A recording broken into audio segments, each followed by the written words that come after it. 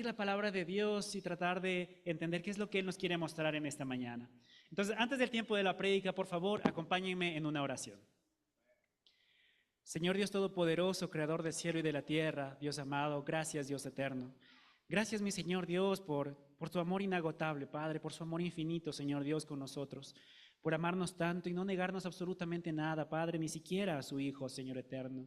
Y por amarnos una y otra vez, Padre, por perdonarnos una y otra vez y por siempre atraernos a tus brazos, Señor Dios. Gracias por cada uno de los hermanos que han participado hasta ahora. Bendiga el resto del servicio, Señor Dios. Gracias por los invitados, por quienes nos visitan en esta mañana, por los hermanos que han podido llegar también, por quienes están a través de la conexión en Zoom, Señor Dios. Y gracias, Dios del cielo. Gracias por todo lo que usted hace, que sea usted hablando en este momento, hablando a través de las Escrituras, Señor eterno, y que usted se lleve la gloria. Que la gloria nuevamente sea para usted, Señor eterno, en nombre de Cristo Jesús. Amén. Bueno, muy buenos días, mis hermanos, nuevamente. Y el día de hoy vamos a estar hablando sobre un tema muy importante. Y en la clase del día de hoy se titula Un llamado a la unidad. Y la escritura base es 1 Corintios 1, del 10 al 13. Esa es la escritura en la que nos vamos a mover principalmente. Sin embargo, tenemos muchas escrituras, tengo muchas escrituras que vamos a leer el día de hoy. Lo que hoy queremos es que sea la Biblia la que hable, así que quiero animarte que si tienes, puedes anotar. Gracias. Muchas gracias, Mel. Si puedes anotar, por favor, si puedes anotar las escrituras para que después las revise. Por ahí también te voy a dejar una tarea. Por favor, hazlo para que sea nuevamente Dios el que te convenza a través de las escrituras. Entonces vamos a ir directamente, vamos a ver si se mueve. Bueno, vamos a ver si se mueve, si me ayudan por ahí con la diapositiva. Eso, muchas gracias. Muy bien, entonces, vamos a ir a la primera escritura, al primer versículo. Y el primer versículo, 1 Corintios 1:10, en la versión Nueva Traducción Viviente, nos dice: Amados hermanos, les ruego por la autoridad de nuestro Señor Jesucristo, que vivan en armonía los unos con los otros, que no haya divisiones en la iglesia. Por el contrario, sean todos de un mismo parecer, unidos en pensamiento y propósito. Y en este primer versículo nos vamos a pasar gran parte del tiempo. Y para poder entenderlo, me encanta mucho analizar esas pequeñas frases que a veces las pasamos por alto, o esas pequeñas palabras que a veces las pasamos como si fueran signos de puntuación. Y me refiero a amados hermanos. Me encanta porque Pablo empieza hablando así a los corintios y les dice: mis amados hermanos. Me encanta la forma, el cariño con la que les trata. Los trata nuevamente como hermanos, como familia, porque eso es lo que somos, ¿no es cierto? Y es interesante, ¿no? Porque me encanta mucho esta parte, porque Pablo en este versículo nos habla sobre la necesidad de estar juntos en armonía. Y empieza llamándoles amados, ¿no? Entonces Pablo aquí poniendo ejemplos sobre amor y sobre unidad. Y el primer punto que necesitamos entender es que para que haya unidad debe haber amor. Donde hay amor, hay unidad. Y donde no hay amor, no va a haber unidad. Sea en el hogar, dentro de nuestras casas, o sea en nuestro hogar espiritual, que es aquí la iglesia para muchos de nosotros. Incluso en las familias, ¿no? Tal vez las familias no siempre pensamos igual. Tal vez tenemos distintas formas de pensar entre padres, hijos o hermanos, o tenemos a veces conflictos, otra vez no estamos en la misma posición siempre dentro de las familias. Pero aunque haya diversidad, mientras haya amor, va a haber unidad. Y lo mismo pasa en la iglesia. Somos muy distintos, ¿no es cierto? Y podemos tener distintos puntos de vista. Pero mientras haya amor, va a haber unidad en esa diversidad. Ahora, ¿qué más dice la Escritura? La Escritura, el primer versículo también nos dice: les ruego. Y nuevamente esta palabrita a veces se nos puede estar pasando por ahí, ¿no? Pero dice: les ruego. ¿Cuándo tú has rogado algo? ¿O cuándo ruegas algo? Y me encantaba esta imagen, ¿no? Esta persona está rogando por ayuda, por dinero, tal vez para comer, ¿no? Y pensaba: ¿cuándo ruego por algo? Rogamos por algo por dos situaciones. Número uno, porque necesitas algo de manera urgente, porque es algo muy importante, es algo muy valioso, por eso lo ruegas, por eso tal vez, si no, no lo pidieras, si no, tal vez no harías esto, ¿no es cierto? Pero segundo, cuando es algo que no puedes conseguir por ti mismo y necesitas que otras personas más lo hagan. Entonces rogamos cuando necesito algo urgente que no puedo conseguir por mí mismo y que necesito que alguien más lo haga. Entonces, ¿por qué Pablo les dice, les ruego por la autoridad de nuestro Señor Jesús, que vivan en armonía los unos con los otros? Primero, porque la unidad en la familia, tanto física como espiritual, es muy importante. Pero segundo, Pablo les dice, les ruego, porque Pablo no puede hacer que ellos se unan. Pablo ya les enseñó todo. Ya les mostró las escrituras, les enseñó cómo caminar como discípulos, pero el que sean una comunidad unida ya no depende de Pablo, depende de ellos. Que una familia esté unida no depende solo de un miembro de la familia, sino de toda la familia. Y que una iglesia esté unida no depende solo de un pequeño grupo o de una persona, depende de la decisión individual de todos los miembros de esa familia espiritual, que sea una familia unida. ¿Estamos hasta ahí? Entonces, es importante, mis hermanos, que entendamos qué es lo que las escrituras nos quieren decir. Ahora, ¿es fácil vivir en armonía? No es fácil, ¿no? Solamente 2 o 3 personas que se junten o que traten de ponerse de acuerdo para ir a hacer algún plan, a veces no hay armonía, ¿no? A veces entre mejores amigos, entre un grupo de amigos, ¿les ha pasado que terminan el colegio, terminan la universidad y dicen, vamos a unirnos, ¿cuándo puedes tú? ¿Cuándo puedes tú? ¿Cuándo puedes tú? Y al final no se arma nada porque cada uno tiene planes distintos. La armonía es difícil incluso cuando hay amistad y cuando hay un grupo tan grande como una iglesia o a veces en familias también, la unidad no siempre es fácil. Y no es fácil porque es más fácil destruir que construir. Construir toma tiempo. Destruir se puede hacer en un segundo. Esta es la foto de un árbol en Reino Unido que causó bastante indignación en ese país, porque este árbol tenía 200 años de antigüedad. Y una noche amanecieron y alguien había cortado ese árbol. En una noche. En una noche, un árbol que había crecido durante 200 años dejó de existir.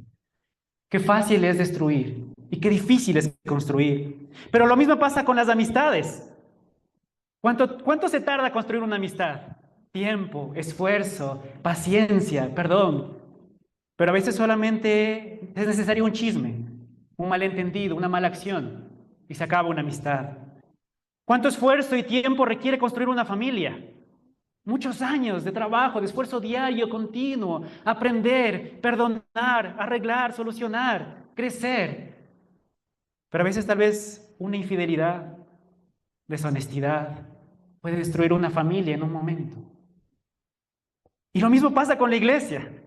¿Cuánto cuesta construir una iglesia junta, unida, amorosa? Años. Pero solo se requiere de un mal corazón que se ha dejado seducir por el pecado, que siembre chismes, dolores, envidias para destruir lo que Dios está construyendo. Qué fácil es destruir y qué difícil es construir. Pero quiero preguntarte ahora, ¿cuál está siendo tu papel? ¿Estás construyendo o estás destruyendo? Porque podemos pensar, no, yo no hago ni lo uno ni lo otro. Yo solamente estoy aquí callado y no hago nada. No, si eres parte de esa familia, tienes un rol que cumplir. La cuestión es, ¿qué rol estás cumpliendo? ¿Estás construyendo esa familia o la estás destruyendo? Y si eres parte de esta congregación, ¿qué rol estás cumpliendo? ¿Estás construyendo o estás destruyendo? Y para poder entender un poco más este papel, que me digas, David, no sé si estoy construyendo o destruyendo, ¿cómo lo puedo hacer? Vamos a revisar varias escrituras. Que la Biblia sea la que nos diga en qué momento o en qué situación nos encontramos. Y para esto, algo que pensaba es, ¿qué es lo primero que necesitamos para trabajar por la unión? Y lo primero para un cristiano es el someterse a la palabra de Dios. Cuando un cristiano se somete a la palabra de Dios, construye su familia, construye su vida y construye la iglesia. Cuando un cristiano ha dejado de someterse a la palabra de Dios y solamente la toma como un consejo que sale en la aplicación todos los días, o algo como el horóscopo que leo de vez en cuando y a ver si lo sigo o no, vas a empezar a tomar decisiones basadas por el mundo, por tu carne, y vas a destruirte a ti mismo, a tu familia y muy posiblemente estés destruyendo también la iglesia o tu charla. Entonces, lo primero es, necesitamos entender que debemos someternos a la palabra de Dios. Y por ello vamos a revisar escrituras. La primera de ellas, Efesios 4:32, versión Nueva Traducción Viviente, nos dice, por el contrario, sean amables unos con otros, sean de buen corazón y perdónense unos a otros, tal como Dios los ha perdonado a ustedes por medio de Cristo. Y me encanta esta escritura porque habla de 3 puntos importantes, específicos para crear unidad. El primero, sean amables. Y la amabilidad es tan importante para crear unidad. Ahora, ¿qué significa la amabilidad? Tratarnos con respeto, tratarnos con buenas palabras, con consideración, con cariño, como Pablo lo hacía, amados hermanos. ¿Sí? Cuando piensas en tus hermanos de la iglesia, ¿cómo piensas?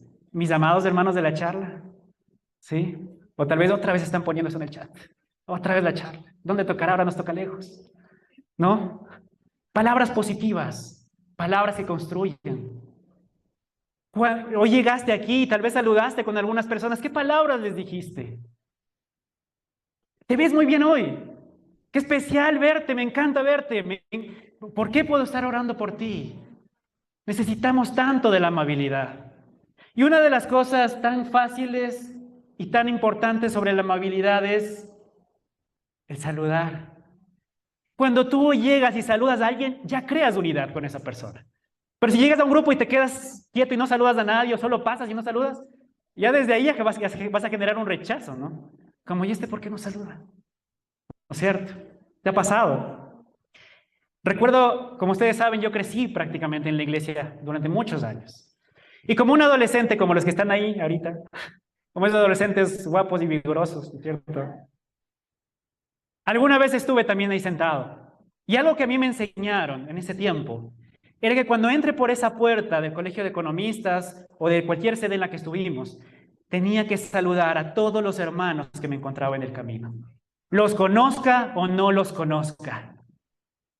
Y nos saludábamos, eso era lo primero. Y así creábamos amistad. Por muchos años saludé a muchos hermanos que nunca supe su nombre, pero sabíamos que éramos hermanos.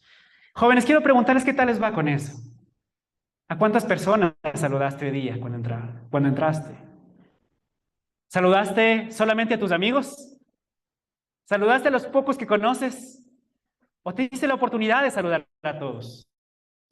Universitarios, ¿cómo les fue con eso hoy? Solteros jóvenes, ¿cómo les fue con eso?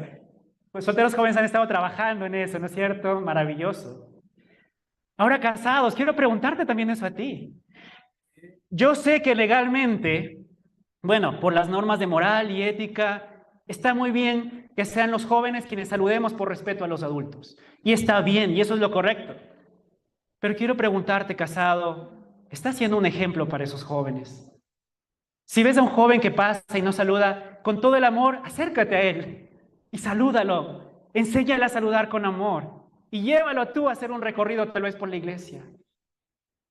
Lo que sería triste es que mis hermanos casados, ustedes primero sean los que no saludan entre ustedes. O a quienes estén en la puerta, los servidores.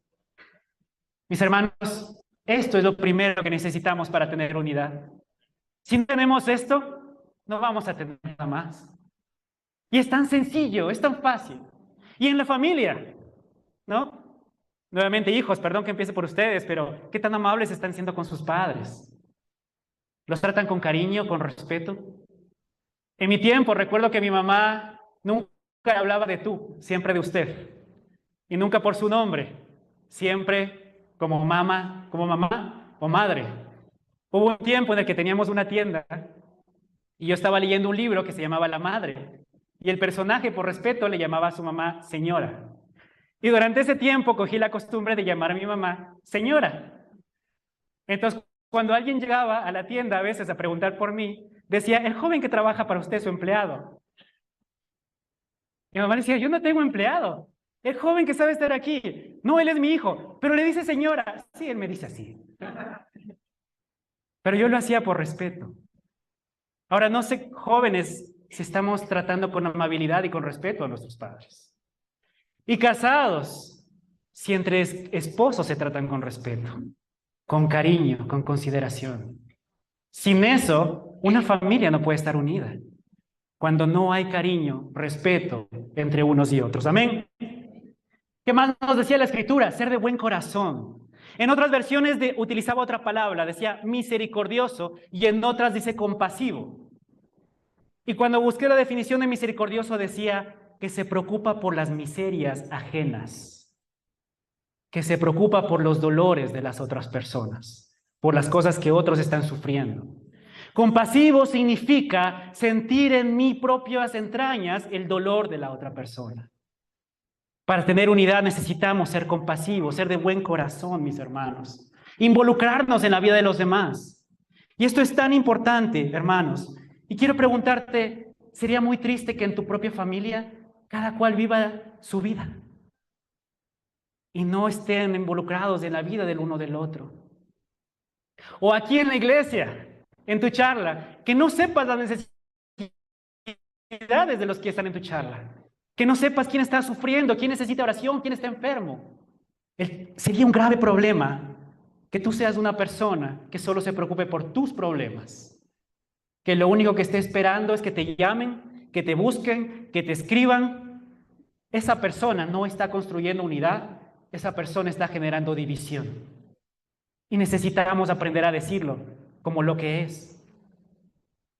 Así que necesitamos saber, y quiero animarte nuevamente, aprende a involucrarte en la vida de otras personas. Ahora, pensaba mucho cuando puse esta frase, ¿no? Porque tal vez puede pensar, involucrarse en la vida de los demás, como esas señoras que tienen un poquito de tiempo en los barrios y conocen la información. No se confundan, no me refiero a eso. Exacto, no se trata de eso.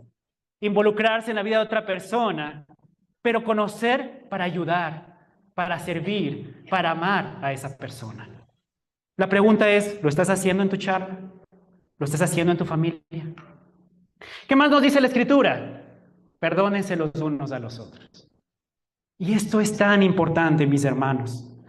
Es inevitable que haya problemas, conflictos o dolor entre las personas. En las familias hay conflictos. Si tú te sientas como familia a hablar, hay dolores posiblemente. Es que tú dijiste esto, es que tú hiciste lo otro, es que tú me lastimaste de esta forma. Si eso pasa en una familia, va a pasar también en la iglesia.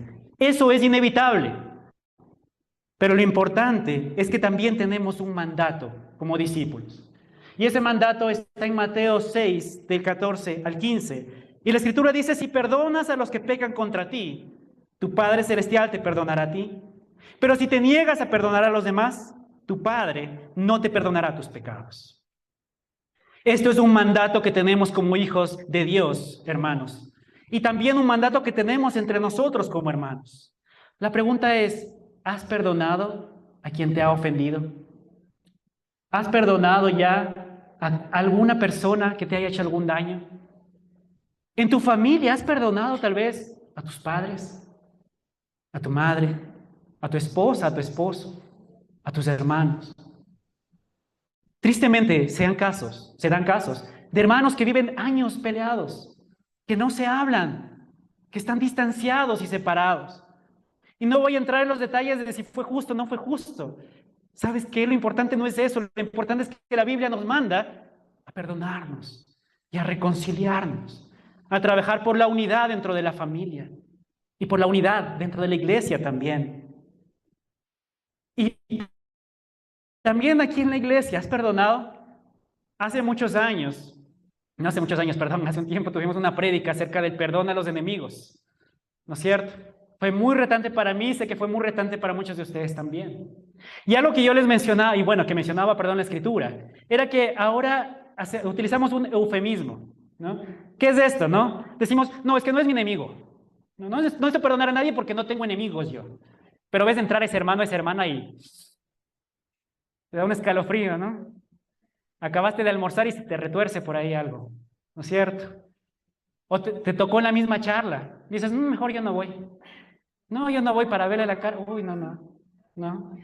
O peor a veces, lo ves aquí al frente. Te ha pasado.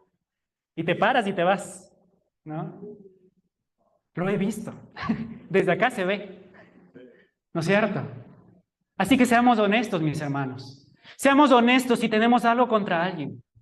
O si alguien tiene algo contra nosotros, seamos honestos. Y esforcémonos por perdonar, porque ese es el llamado que tenemos como discípulos. Si has perdonado, felicitaciones. Tus pecados han sido perdonados. Si no has perdonado todavía, estás en problemas con Dios, porque estás desobedeciendo un mandato. Estás en pecado y tus pecados no van a ser perdonados. No creas que porque te bautizaste alguna vez, después de eso tienes un cheque en blanco para seguir pecando cuando quieras. Eso no es lo que nos enseñaron. Porque nuestros pecados tuvieron un costo para ser perdonados y fue la sangre de Cristo. Y hubo un requisito que es el arrepentimiento. Y para la falta de perdón, el mejor arrepentimiento es el perdonar. Ahora es cierto, hermanos, yo sé que van a haber momentos y momentos. Hay cosas que vas a poder perdonar en un segundo. Hay cosas que te van a demorar un par de días.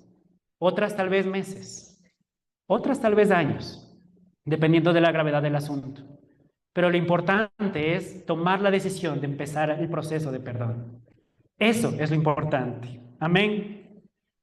Y nuevamente, ¿sabes qué es lo importante? Que quienes están trabajando y perdonando, están trabajando por la unidad de la iglesia. Pero quienes se niegan a perdonar, empiezan a tener un corazón amargo en su corazón. Y ese corazón se riega a otras personas. Y entonces estás trabajando por división. Y puedes decirme aquí, David, puedes decirme, pero estás siendo un poco legalista al decir esto de, si no trabajo por la unidad, entonces estoy trabajando por la división. David, estás exagerando las cosas. Bueno, veamos qué es lo que dice nuestro Señor Jesús en Mateo 12:30, en la versión Nueva Biblia de las Américas. El que no está a mi favor está contra de mí, y el que no recoge a mi lado, desparrama. Muy claro, hermano. Si no trabajas por la unidad, estás trabajando por la división. Tenemos que tenerlo muy claro, hermanos, porque eso es lo que nos dice la Escritura. Y también puedes decirme, David, es que tú no sabes lo que mi padre me hizo, lo que mi madre me hizo, lo que mi hermana me hizo, lo que este hermano me hizo. Si no lo sé. Y podemos sentarnos, te puedo escuchar, puedo tal vez llorar contigo, tal vez tienes la razón, pero nada de eso va a quitar la responsabilidad que tenemos como discípulos de perdonar para ser perdonados. Entonces necesitamos entender esto, mis hermanos. Y también, esto es muy importante. Ahora vamos a ver otra escritura que nos va a ayudar a entender un poco más. Primera de Pedro 3:8 nos dice, por último, todos deben ser de un mismo parecer. Tengan compasión los unos por los otros. Ámense como hermanos y hermanas. Sean de un buen corazón y mantengan una actitud humilde. Y bueno, ya vimos un poquito la primera parte. Nos vamos a enfocar en dos. Voy a empezar con mantengan una actitud humilde. Y estaba buscando lo que significa ser humilde. Y en el diccionario dice, habían dos definiciones. La primera decía humildad, virtud que consiste en el conocimiento de las propias limitaciones y debilidades y en obrar de acuerdo a ese conocimiento. Quiere decir, una persona humilde es alguien que se conoce lo bueno y lo malo y actúa en función de eso. Que no se cree más ni se cree menos tampoco. Pero hubo otra definición que me impactó más y decía, sinónimo de humildad, sumisión. Y esto es difícil. ¿Qué tan fácil o qué tan difícil es someternos unos a otros? En casa, incluso ahora es difícil para los hijos someterse a los padres a veces. O a esposos someterse unos a otros. Y en nuestra iglesia también, qué tan fácil o difícil es a veces someternos entre hermanos. Pero mis hermanos, hay una escritura que está en Efesios 5:21 que nos dice, es más, sométanse unos a otros por reverencia a Cristo. La escritura nos llama a esto. Cuando hay humildad, entonces hay una buena relación y por lo tanto hay unión. Por el contrario, el orgullo genera división. ¿Sí? El orgullo con palabras como, no, es que a mí no me gusta estar ahí, tienen que hacer las cosas como a mí me agrada. El orgullo como, no, es que a mí nadie me disipula, porque yo me sé demasiado. El orgullo como, un jovencito no va a venir a mí a enseñarme lo que tengo que hacer. Y lo digo porque me lo han dicho. Eso solo genera división. Y esas actitudes no son de un hijo de Dios. Otra escritura, Filipenses 2:3, nos dice, no hagan nada por egoísmo o vanidad, más bien con humildad, consideren a los demás como superiores a ustedes mismos. ¿Queremos trabajar por la unidad? Tenemos que practicar esta escritura. Considerar a los demás como superiores a ti mismo. ¡Qué fuerte! Pero es lo que la palabra de Dios nos manda hacer. Nuevamente, sin humildad no hay unión, mis hermanos. Vamos a ver la otra parte, decía, ámense, la escritura también, ámense como hermanos y hermanas. Y Juan 13:34 nos dice, Jesús nos dice, así que ahora les doy un nuevo mandamiento, ámense unos a otros, tal como yo los he amado, ustedes deben amarse unos a otros. Y esa escritura la conocemos, hasta de memoria, ¿no es cierto? Ámense unos a otros, muy bien, chévere. Pero hay algo importante, dice, como yo los he amado. No dice, ama a los otros como tú quieres hacerlo, ama a otros como te sale hacerlo, ama a otros como tú crees que debes hacerlo. Dice, ama a los otros como yo te amo. Y esto es un estándar muy alto, mis hermanos. Quiero preguntarte y te pido que en este momento veas a las personas que están alrededor tuyo. Vela, míralos por favor, míralos. Y pregúntate, dentro de ti, ¿puedo decir que amo a estos hermanos como Jesús me ama? Yo no sé tú, pero yo sé que aún me falta. Pero estamos en ese proceso. Lo importante es no rendirnos, mis hermanos, y saber que es allá hacia donde debemos ir. Y podemos pensar, pero ¿cómo puedo amar a estas personas tan difíciles, tan raras? Bueno, nuestro Señor ya tuvo ese problema. Nuestro Señor tuvo un grupo de discípulos muy distintos. Te animo a que estudies un poco acerca de los apóstoles, acerca de sus seguidores. Era un grupo súper raro.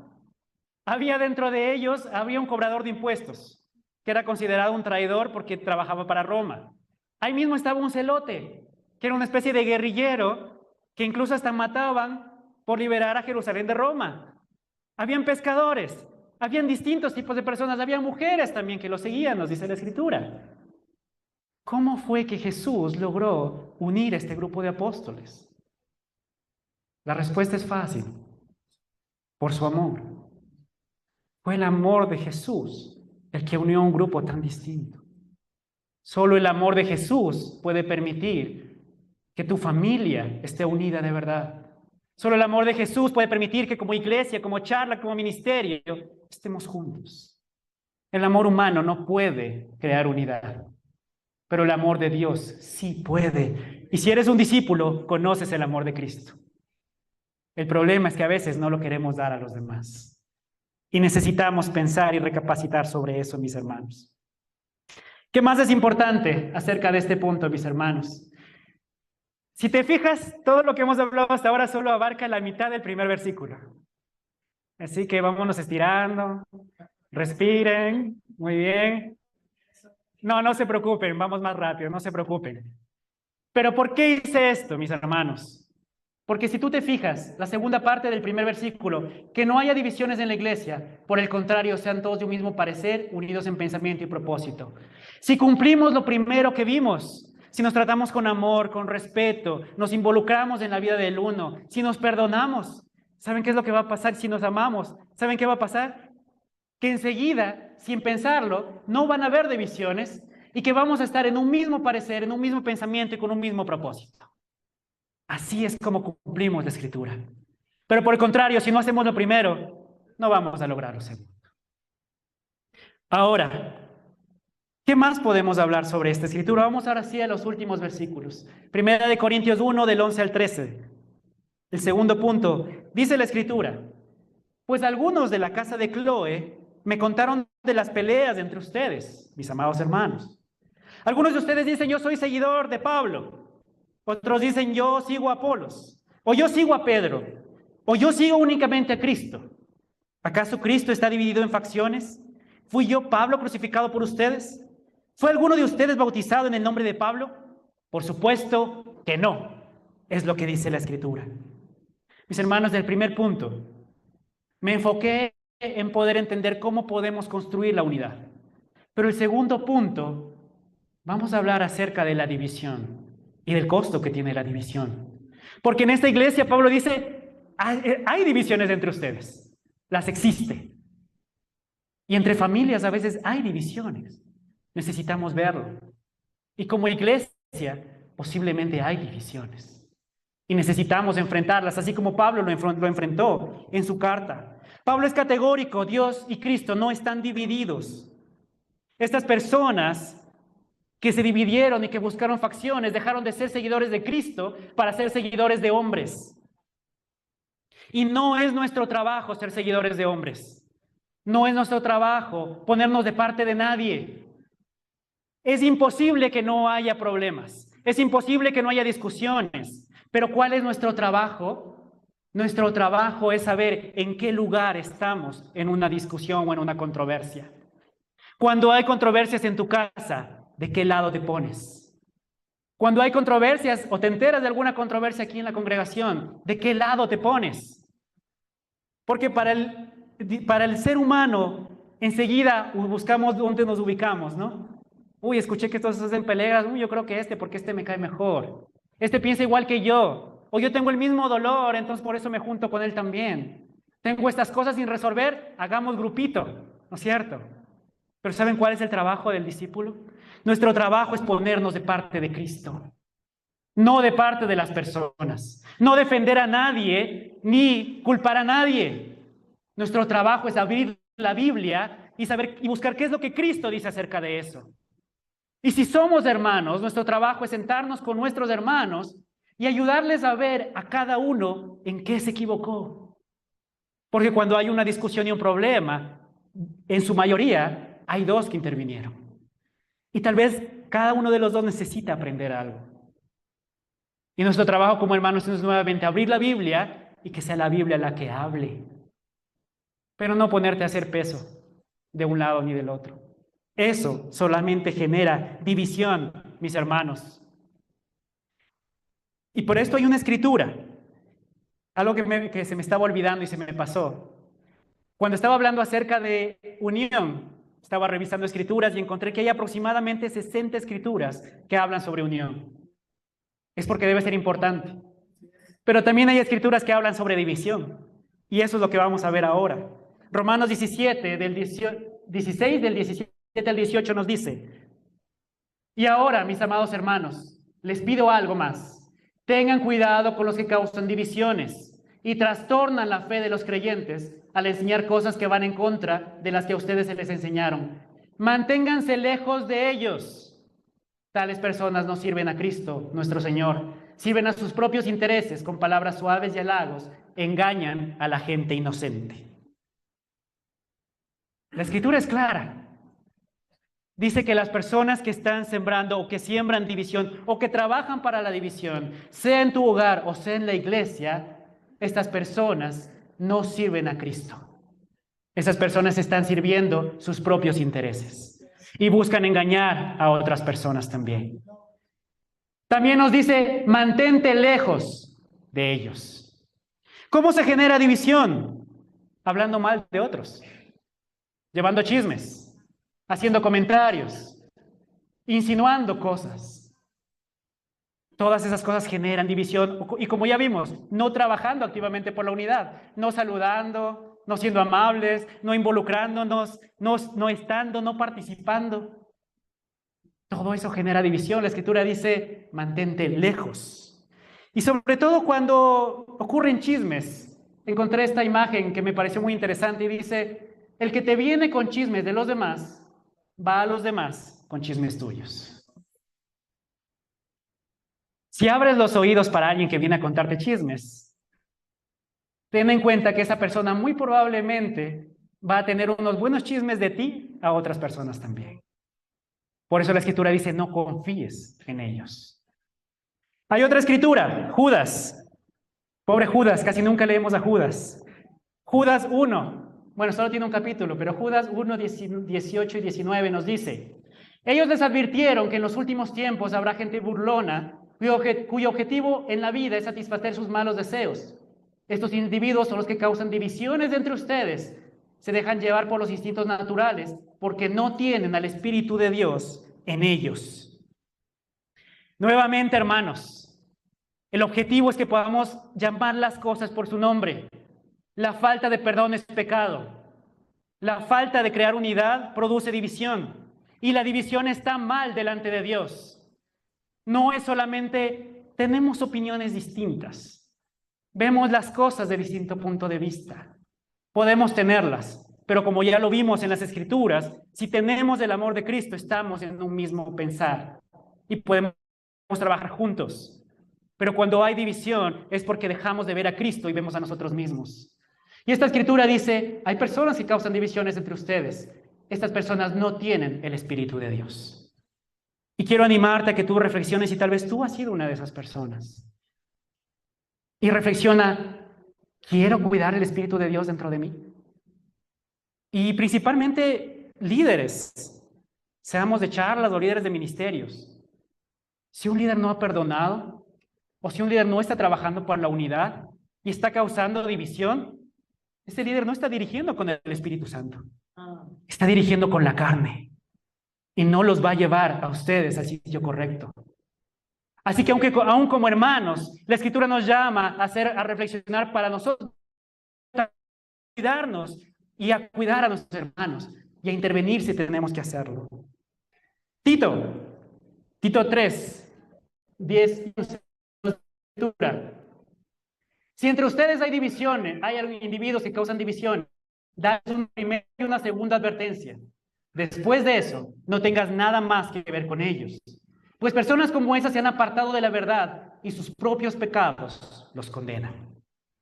Incluso la Escritura es clara con respecto a lo que la iglesia debería hacer. Darles una primera y una segunda advertencia. La versión Dios habla hoy dice, expúlsalos. Y hay distintas versiones. Mis hermanos, nuevamente, llamemos las cosas por su nombre y dejemos de taparnos entre nosotros mismos, dejemos de ponernos pañitos de agua tibia entre nosotros mismos y veamos qué es lo que la Biblia dice. Y tal vez ahora estás pensando en David, está hablando esto por alguna razón. La Biblia está hablando. La Biblia. Yo no lo hice. Y vamos a la de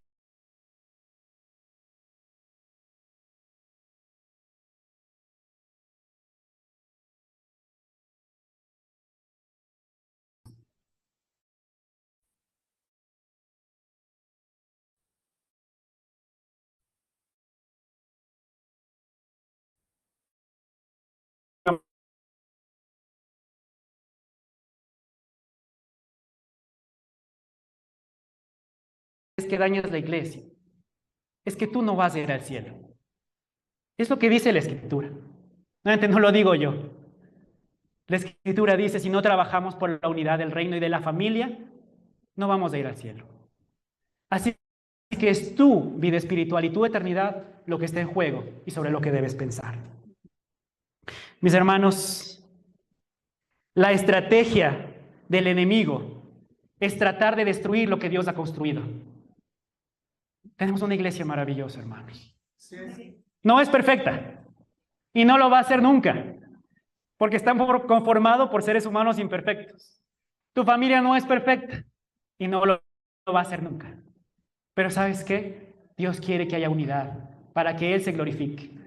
Pero el enemigo no se va a quedar quieto y va a querer destruir. La pregunta que yo tengo para ti en esta mañana es, ¿estás siendo herramienta de Dios para construir o estás siendo herramienta del diablo para destruir? Te animo a que escojas, porque no puede ser las dos. De la misma fuente nos hable agua dulce y salada, ¿no es cierto? Entonces escoge qué herramienta vas a hacer, de construcción o de destrucción. Mis hermanos, el chisme, la calumnia, la crítica, la falta de perdón, la falta de amor, la falta de compasión, de amabilidad, son cosas que van en contra de la voluntad de Dios. Ahora, para ir terminando, ¿cuál es la voluntad de Dios? Veamos qué es lo que dice nuestro Señor Jesús en Juan 17, del 20 al 23. La Escritura nos dice, en la oración que Jesús pronunció por nosotros, No te pido solo por estos discípulos, sino también por todos los que creerán en mí por el mensaje de ellos. Te pido que todos sean uno, así como tú y yo somos uno. Es decir, como tú estás en mí, Padre, y yo estoy en ti. Y que ellos estén en nosotros, para que el mundo crea que tú me enviaste. Les he dado la gloria que tú me diste, para que sean uno, como nosotros somos uno. Yo estoy con ellos y tú estás en mí, que gocen de una unidad tan perfecta que el mundo sepa que tú me enviaste y que los amas tanto como me amas a mí. ¿Cuál es el corazón de Dios para la familia? La unidad. ¿Y cuál es el corazón de Dios para la iglesia, para tu charla, para tu ministerio? Es la unidad, mis hermanos. Mis hermanos, este es el corazón de Dios. Y las escrituras deberían ser suficientes para tocar nuestro corazón y llevarnos al arrepentimiento.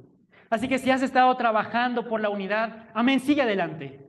Si has estado trabajando por la división, ve a las escrituras nuevamente, enciérrate en tu casa con las escrituras y con Dios y que sea ella las que te convenzan.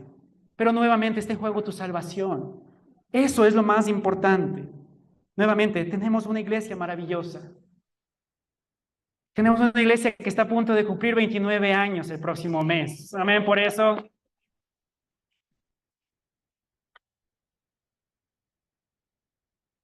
Eso quiere decir que en teoría somos una iglesia madura. ¿Será que hemos aprendido? Nuestra iglesia tiene historia. Y tristemente tenemos una historia de división también. Y en este momento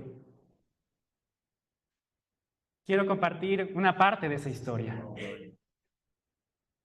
Hace 14 años Dios me permitió, me restauró. Dios me restauró hace 14 años.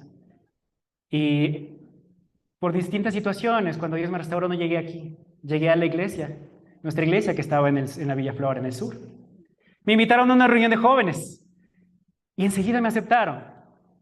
Y yo vi jóvenes, estos jóvenes maravillosos, con convicciones profundas y fuertes en su corazón, con un amor profundo hacia Dios. Y Dios empezó a hacer cosas grandes.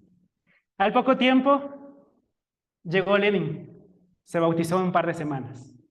Luego él trajo a otro hermano también y empezamos a estudiar la Biblia.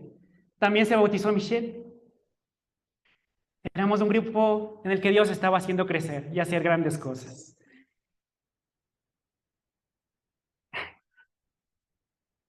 Hubo alguna vez que hicimos un propio servicio de jóvenes, dirigido por jóvenes, cantando canciones. Servíamos, salíamos a compartir la fe, compartíamos tiempo juntos y nos amábamos unos a otros como hermanos, nos cuidábamos mucho. Y no solo eso, cada sábado subíamos a Buenaventura, de Chillogallo, más allá hacia la montaña, y subíamos a servir a estos niños, todos los sábados. Éramos jóvenes sirviendo a niños, hablándoles de la palabra de Dios, haciendo juegos con ellos, sirviéndoles, escuchando sus dolores, sus tristezas, los problemas que vivían en sus casas. Dios estaba haciendo cosas maravillosas. Pero el enemigo nunca deja de trabajar. Y recuerdo un día, y siempre va a estar en mi memoria, porque ese día yo tuve que predicar. Y yo di una prédica sobre el amor. Y después de la prédica sobre el amor, hubo una conversación, y la mitad de la iglesia se levantó y decidió venir para acá. Y la otra mitad de la iglesia decidió quedarse ahí. Mi familia, mi madre y mi hermana vinieron para acá. Yo me quedé ahí por responsabilidad, porque yo estaba cuidando de estos jóvenes. Después de una prédica del amor, las escrituras no fueron suficientes. La siguiente semana nos reunimos otra vez y mi sorpresa, yo creí que nos íbamos a seguir quedando ahí, que íbamos a seguir trabajando. La sorpresa fue que teníamos que unirnos a otra iglesia, sea como sea. No entendí por qué al final no veníamos para acá. Pero al final terminamos en otra iglesia, no diré cuál. Nos aceptaron enseguida. Claro, un grupo de jóvenes con convicciones profundas nos aceptaron enseguida. Después de eso, en unas ocasiones nos llevaron a hacer una actividad de servicio en Bolívar, en Cachizagua, una comunidad indígena. Fuimos 5 hombres y una sola de nuestras hermanas. A la mañana siguiente se acercó el líder de jóvenes a mí. Me dijo, David, quiero preguntarte algo. ¿Cómo han hecho para que ustedes se amen tanto? Para que se cuiden tanto, para que se preocupen tanto el uno por el otro. Es obvio, se ve como ustedes se aman. Yo solo le dije, pues nada, el amor de Dios nos une así. Amamos a Cristo y por eso nos amamos entre nosotros. Pero después de este tiempo yo no pude volver a esa iglesia. Porque vi cosas en ese retiro, en ese sitio que no debían pasar en una iglesia. Mucho descuido y muchas cosas que no debían pasar. Después de eso, mi corazón estaba en lucha. Yo decía, ¿qué tengo que hacer? Mi familia está en el norte, pero yo estoy aquí por cuidar de estos chicos. Un día no pude más y en vez de ir al servicio me fui a Lichimbía con mi Biblia, solo. Me fui a la cima de Lichimbía, abrí mi Biblia y le dije, Dios, yo necesito que tú me des una respuesta. ¿A dónde tengo que ir? Yo soy tuyo, guíame tú. Leí mi Biblia, oré, canté y salí de ahí con una convicción. Dios me mostró, tu primer ministerio es tu hogar. Y entonces tomé la decisión de regresar acá. Hablé con los jóvenes y les conté y les dije, esto es lo que pasa en mi corazón, debo ir. Ellos me dijeron, está bien, David, hazlo. Yo les dije, siempre voy a estar aquí para ustedes, porque somos hermanos, no importa en qué iglesia estemos. Y ellos me dijeron lo mismo. Luego hablé con la persona que estaba cuidando y dirigiendo a esos jóvenes allá. Me dijo lo mismo, está bien, David, vete. Pero me dijo algo, solo te digo una cosa, no puedes volver a contactarte con ellos por ningún medio. No les vuelvas a escribir, no les vuelvas a llamar, no los vuelvas a ver. Porque esta persona creía que yo los iba a contaminar de alguna forma.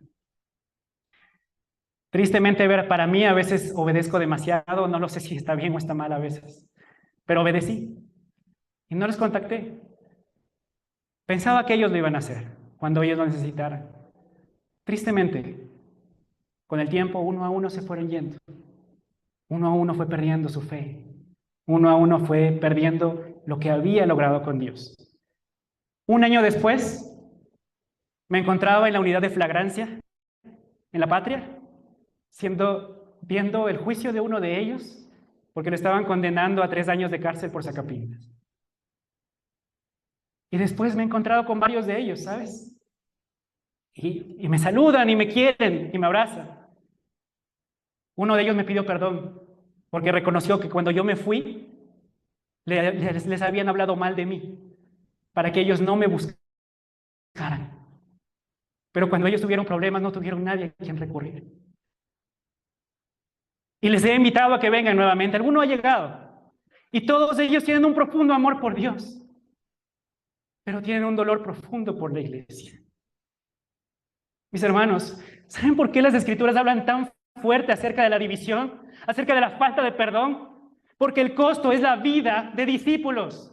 El costo es la vida de los jóvenes, de aquellas personas débiles que todavía están creciendo, de los bebés en la fe. Y quienes muchas veces causan esta división son hermanos mayores, en fe, que tienen el conocimiento bíblico, pero dejaron que su corazón se endurezca por el pecado. Hermanos, aquí están los jóvenes, aquí están los universitarios, aquí están los solteros jóvenes, hermanos casados, están trabajando por la unidad. Nos están dando un ejemplo de unidad a nosotros, de cómo construir una iglesia. O al contrario, solamente son un ejemplo de chisme, de división, de partidismos, de cosas tontas y estúpidas, que lo único que hacen es querer destruir lo que Dios está construyendo. Mis hermanos, no les hablo como un interno, no les hablo como un predicador, no les hablo como un líder, les hablo como un simple discípulo que creció como un adolescente, que fue un universitario, que es un soltero, que he trabajado dando estudios bíblicos, discipulando, hermanos, desde antes de trabajar para la iglesia. Y es doloroso ver cuando quienes deben ser nuestros ejemplos no lo hacen y al contrario se dejan utilizar por el enemigo. Por favor, hermanos, si tenemos que arrepentirnoslo, hagámoslo. Que la gloria sea para Dios.